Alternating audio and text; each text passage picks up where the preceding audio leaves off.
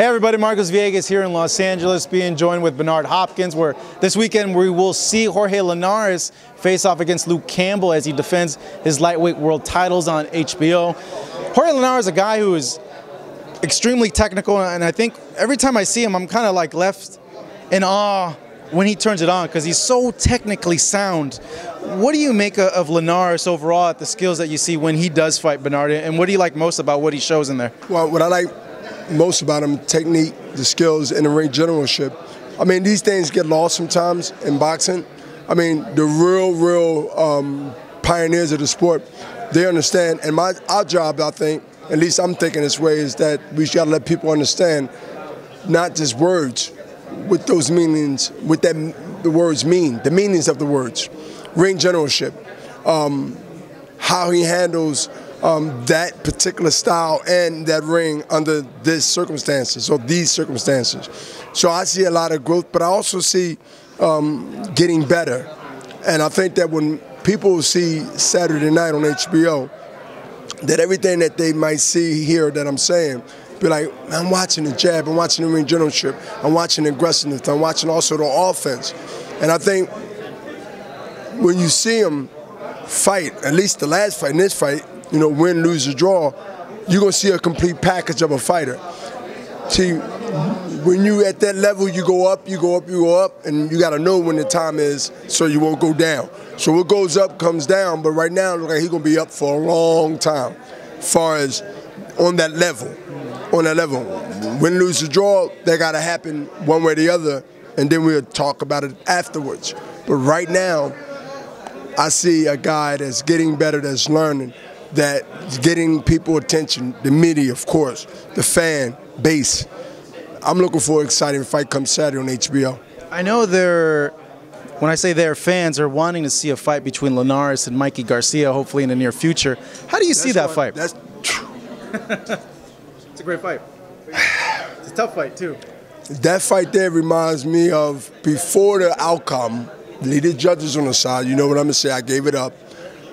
That fight has some good and advantages on both guys' sides, but that's like a conversation for like Canelo and Triple G before it happened. You know, Lomachenko and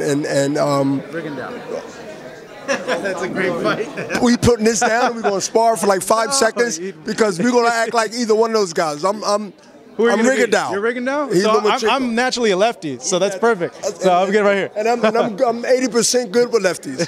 Okay, that's by my record standard. Yeah, you are. But seriously, yes. Those, you know, for boxing is exciting. I mean, we are halfway through the year. It's not over yet, but I mean, the months of boxing, we know what the months are when things start slowing down around November or late October. There are fights that's going to blow your socks off that Golden Boy is right now setting up and having conversations with other promoters to do for 2018. I definitely can say that. Can you let us know on some of those? What are some of those fights, Bernard? Give us a little bit, some tidbits. Put it this way, they in the weight divisions that we can say small but big giants. You know what I mean? And I can give you a hint. We definitely ain't talking about the light heavyweight division. We talking about the middleweight division. We talking about the junior middleweight division. We talking about the welterweight division, and we talking about the junior welterweight division. We talking about the lightweight division. There are fights in those divisions that are potential classics from our era now. When I say era, their era now. Can be some matchups that can remind you about the 90s and the 80s. That's strong, and that's not hype. Watch, you be like, he told us, is this one of the fights? Yes. I'm gonna take credit for all of it. It's Bernard, it's his doing. Now, speaking of the fight that happened last week, the Canelo Triple G, and the aftermath given what happened with the draw, what can you tell us about what's going on with that? Are we going to see an immediate rematch between the two? Yes. Absolutely. Yes. Yeah. And by the end of the year? In the year, I want to see a Cinco de Mayo. Yeah. And both guys got a Triple G haven't agreed. Nobody's negotiating right now. Things are settling down. The dust was up, but now it's settling down. First of all, it's going to be so much money. for two guys to be able to live the rest of their lives, and some. Second, this is for not only bragging rights, even though we say we don't, but your chest is out, right? But it was in before, right? That's our way of showing that we are the king, undisputed. Nothing is settled right now. What is clear, there is controversy. And there are controversies that's kind of legit. I mean, rarely when you hear controversy, you hear of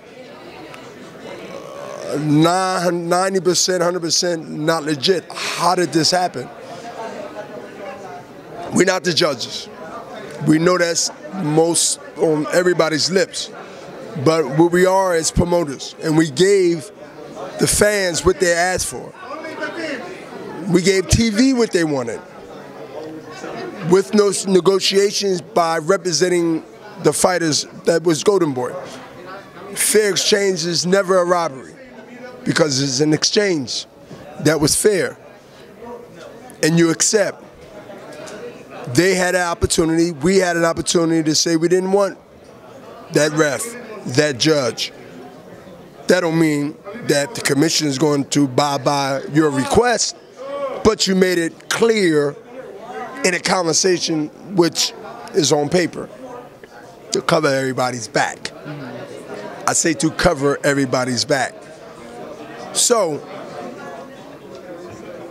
what happened, happened. What's next? The fans deserve a return match sooner than later. They deserve a just outcome. And I'm telling you, at Golden Boy Promotion, my partner and I agree. It will be sooner than later, because the fans want it. We gave the first one because of the fans. We didn't drag you out, Pacquiao, Mayweather. We didn't make you get recharged up saying, oh yeah, oh they finally gonna, we ain't gonna do that to you. But it is a due process. We can't be rushed into emotions. We can't be rushed into opinion. We can't be rushed into anything that doesn't not only represent or the right representation of the fighter, but a Golden Boy Promotion. Because fighters that's not with us, fighters that have a chance when that time comes to look at where their next home is going to be. We ain't being watched on one front, we being watched on all fronts. So I think long range, and I think today, short. So you got to cover both bases, and we are covering those bases right now.